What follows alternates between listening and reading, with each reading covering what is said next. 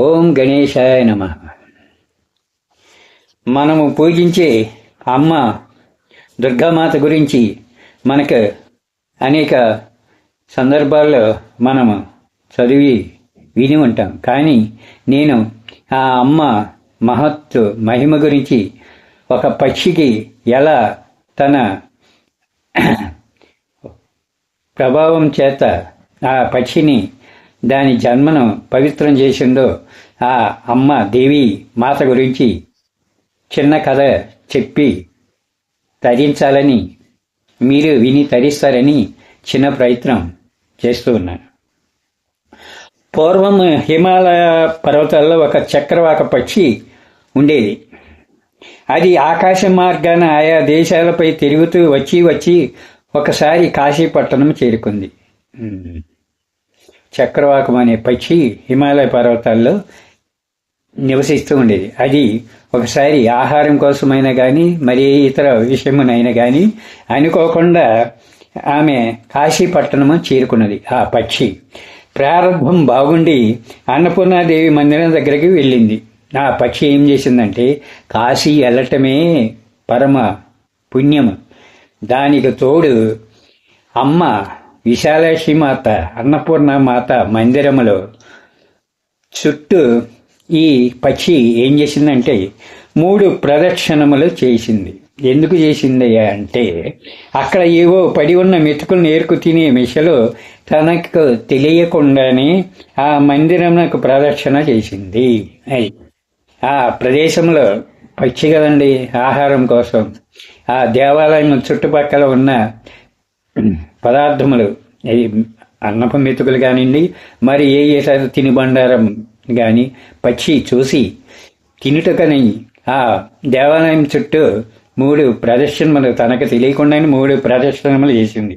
ఆ తర్వాత అక్కడ నుండి ఎగిరి ఎటు వెళ్ళిపోయింది. అది అలా 3 ప్రదర్శనలు చేసి తన ఆకలిని తీర్చుకుని మళ్ళా ఎటు వెళ్ళిపోయిందంట.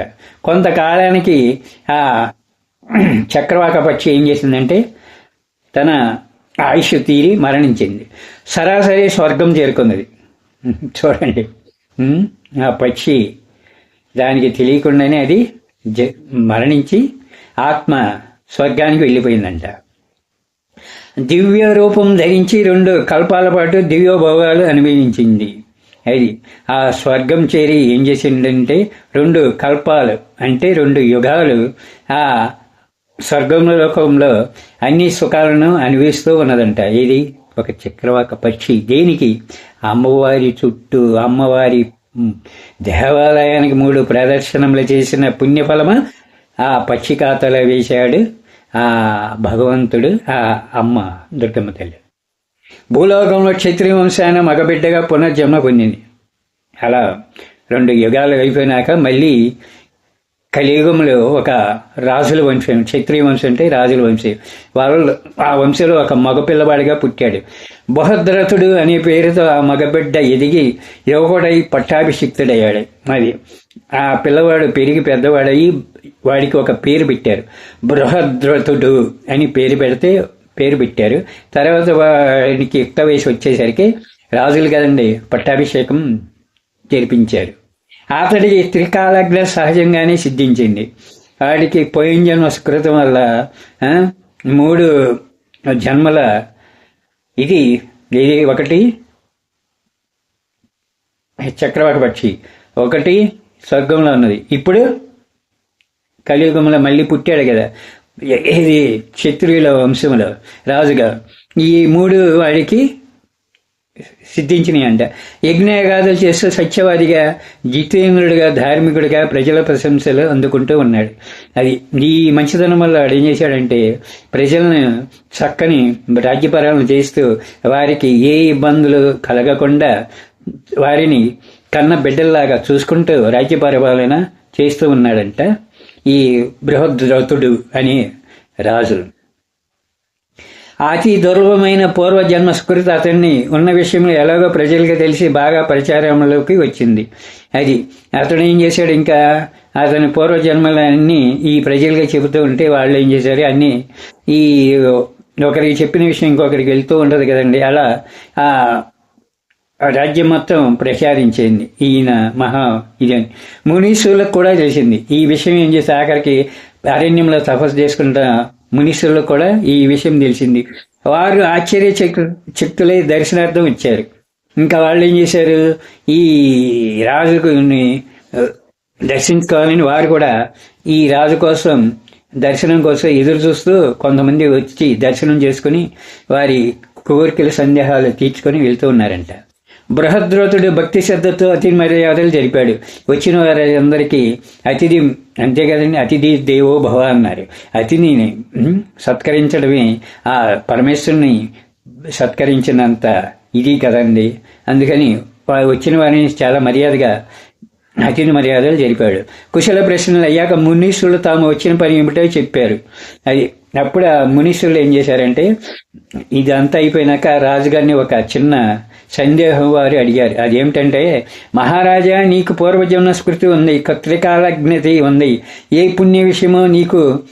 పుణ్య విషయంతో నీకు ఈ శక్తులు లభించాయి అని. అప్పుడు వారి సందేహాన్ని, చూడు మహారాజా, మీకు 3 జన్మల జ్ఞానోదయం మీకు అవలంబించింది. 3 జన్మల గురించి మీరు చెబుతున్నారు. ఇది మీకు సంభవించడానికి అసలు కారణం ఏంటి అని ఆ బృహద్రథుడిని అడిగారంట.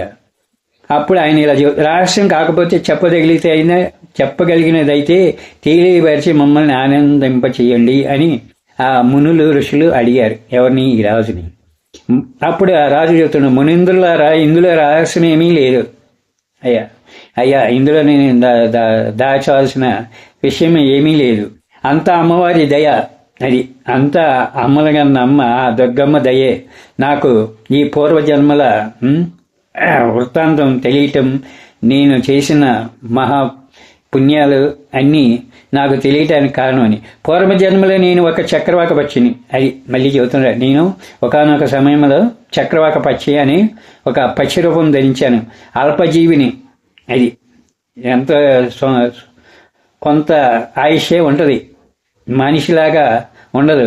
50 ఏళ్ళు 60 ఏళ్ళు ఉండవు, స్వల్పజీవిని. కాశీలో అన్నపూర్ణ మందిరానికి ప్రదక్షిణం చేశాను. నేను అనుకోకుండా నా ఆకలి కోసం కాశీ పట్టణం వెళ్ళాను. అనుకోకుండా కాశీ పట్టణం చేరి అమ్మవారి దేవాలయానికి 3 ప్రదక్షిణలు చేశాను. తెలిసి చేసింది కాదు, అయినా అమోఘ ఫలము దక్కింది. నాకు తెలియకుండానే నేను 3 ప్రదక్షిణములు నా భక్తి కోసం చేశాను. ఇది నాకు తెలియకుండా జరిగిపోయింది. ఆ తెలియకపోయినా చేసిన ఆ పుణ్య విశేషం వల్ల స్వర్గ సుఖాలు 2 కల్పాల పాటు అనుభవించాను. అది ఆ అమ్మ దయవల్ల నేను స్వర్గలోకం వెళ్ళి 2 యుగాలు గడిచేదాకా నేను ఆ స్వర్గంలోని అన్ని సుఖాలను అనుభవించాను. ఈ జన్మలో మహారాజును సార్వభౌముడును అయ్యాను. అది మరలా ఈ 3వ జన్మలో మళ్ళీ కలియుగంలో పుట్టి రాజవంశంలో పుట్టి చక్రవర్తిని అయ్యాను. పూర్వజన్మ సుకృతితో పాటు భూత భవిష్యత్తు వర్తమానాలను తెలుసుకునే శక్తి అబ్బింది. అది ఇలా పుటతమే కాక భూత భవిష్యత్తు ముందు జరగబోయినది అని అన్ని విషయాలు నాకు జ్ఞానం వలన సంభవించినవి. జగదంబిక పాదాలను స్మరిస్తే ఎంత పుణ్యం లభిస్తుందో, దానికి ఎంత ఫలం దక్కుతుందో ఎవరు చెప్పలేరు కదా. అది అసలు కారణమేమంటే, జగదమ్మను మనం వేడుకుంటే మనకి ఇలాంటి ఫలితాలను ఇస్తుంది. అది అమ్మను వేడుకుంటే ఇంతని మనం చెప్పలేము, ఎన్నో ఫలితాలను అమ్మ సంతోషంగా మనకి ఇస్తుంది అని ఈ రాజు చెబుతున్నాడు. ఆ తల్లి మహిమను తలుచుకుంటే చాలు నాకు కళ్ళు చెమ్మగిల్లి ఆనంద బాష్పాలు జాలువారుతాయి.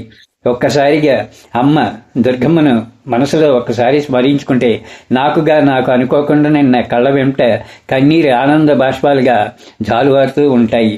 హరిహరోపాసనను నిత్య విధులు కావు. జగన్మాతను ఉపవాసించిన వారి జన్మలు వ్యర్థం.